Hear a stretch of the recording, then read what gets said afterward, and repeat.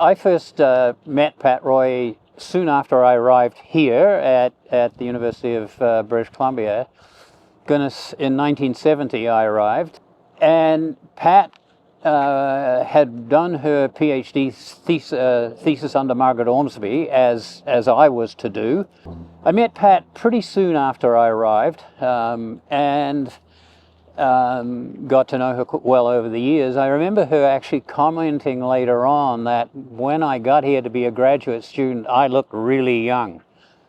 Comments that we kind of savor now. In fact, she passed the comment that I seemed barely out of the pram. So that was Pat's sense of humor. I spent a good part of my career in British Columbia, and then I went off to be in other places, certainly other places in the lower mainland and Victoria, for about 20 years. And then I remember coming back I returned to the coast. I went to the first BC Studies conference that happened after I got back. I sat down next to Pat at the lunch table, and we just resumed a conversation as if there was no intervening gap in our contact. So Pat was wonderful in that way. All right, I remember that too.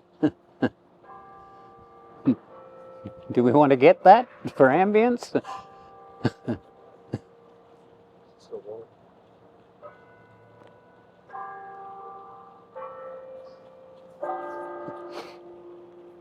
Pat has an amazing record as a scholar, and you've just got to be impressed by the number of books she's written and published throughout a long career of writing British Columbia history. Like 3 books on the Japanese and their experience in British Columbia and the treatment of the Japanese by the majority culture.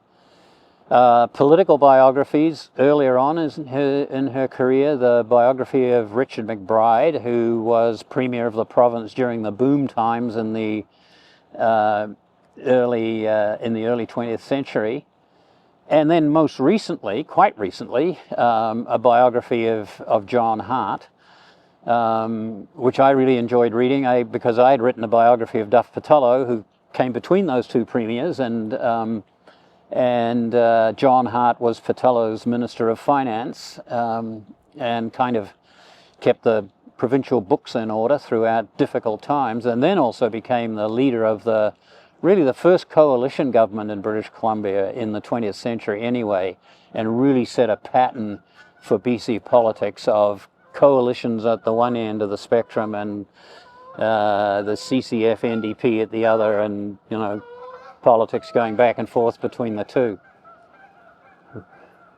Ravens cry. She's also written general histories. These are general illustrated histories, one of the province of British Columbia and one of the city of Vancouver.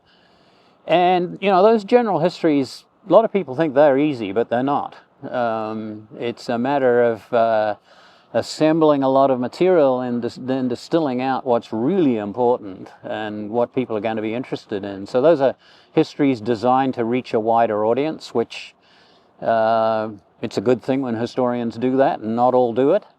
The book that impressed me most recently is her book on the history of the Provincial Museum of British Columbia and Victoria, a book called The Collectors. It's just a wonderful history of that institution, which is the repository of the human and natural history and cultures of this province, and has been since its beginnings in the 1880s. It's kind of really good to have a solid, well-founded in the documents history of that institution right now, because right now it's an institution that's kind of finding its way a bit, and so the extent to which the history can inform what's important about that institution, I think, is really valuable. And I just found that book so helpful when I was working on my biography of Wilson Duff, who was the provincial anthropologist at the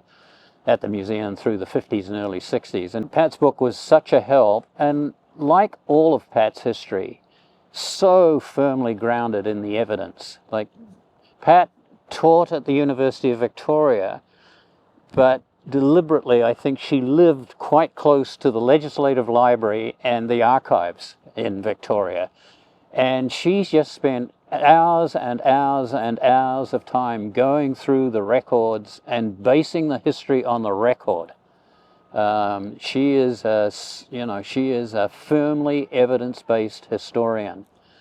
You might say that kind of history is less of a certainty these days than it used to be. Not everyone may agree with that, but I worry about the way in which historical writing is going. And Pat was always based in the evidence, and always helpful to others. She always, whenever we had a conversation, she always say something that was helpful to me. I remember her commenting once that she thought that Duff Patullo, who I wrote about, was kind of demanding on his secretaries because he wrote so many letters. Well, that's an insight that you get from, being well grounded in the sources. So I just think it's entirely appropriate that the Canadian Historical Association, at its annual meeting this summer, is holding a session to recognize Pat Roy's contribution to BC and Canadian history, because it's an amazing record over a long period of time. I'm not in the provincial archives so much lately, but my friends who go there say that Pat is still there working on the sources. So sometimes I think you have these sessions and there's kind of some implication that the career is over. It isn't. She's still there working.